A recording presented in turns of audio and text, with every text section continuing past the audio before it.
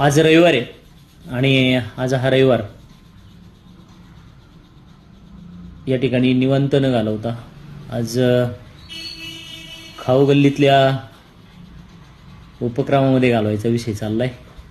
मिसेसनी मिरची असेल, लसूण असेल, जिरा असेल, हे सगळे एक मिश्रण वाटून घेतलेलं आहे आणि ते पूर्ण मिश्रण असणाऱ्या हुलग्याच्या पिठामध्ये मळलेलं आहे आणि त्याचा एक गोळा तयार केलेला आहे.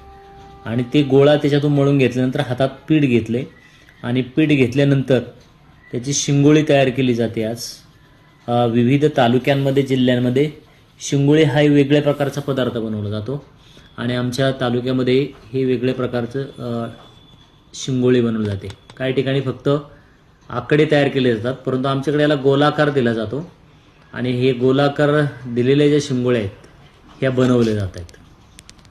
याचे वेढे तयार केले जात आहेत आणि हे वेढे तयार केल्यानंतर त्याला हे जे पीठ दिसते आपल्याला हुलग्याचं, हे पीठ पुन्हा पाण्यामध्ये मिक्स केलं जातं, त्याचं पाणी बनवलं जातं आणि त्याच्यामध्ये हे वेढे टाकून त्याला मस्तपैकी उकळून घेतलं जातं आणि हा शिंगोळी पदार्थ तयार केला जातो.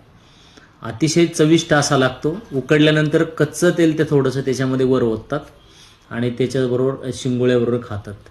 आपण अनेक प्रकारचे सूप पाहिले असतील, टोमॅटो सूप असेल किंवा विविध प्रकारचे सूप आपण पाहतो.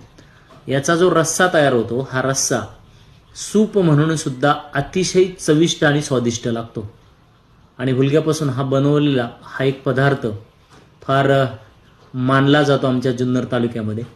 कदाचित जर कधी पर्यटनाला जर आले असाल आणि तुमचं शिंगोळी खाण्याचा बेत असेल तर निश्चितच त्या ठिकाणी असणाऱ्या हॉटेल व्यावसायिकांना विचारून पहा, तुमच्याकडे शिंगोळी मिळते का, आणि या शिंगोळीचा आनंद निश्चितच घ्या.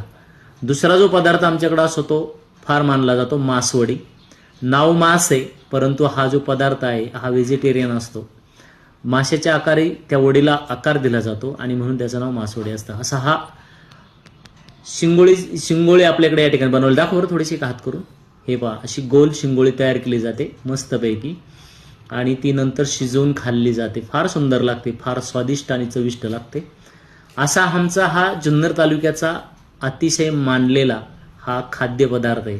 कधी जर आपण जुन्नरला आला तर निश्चितच आनंद घ्या. सर्वप्रथम वाढलेल्या पानाकडे असं डोळे भरून बघावं, वदनी कवल म्हणावं आणि यज्ञकर्माला लागावं.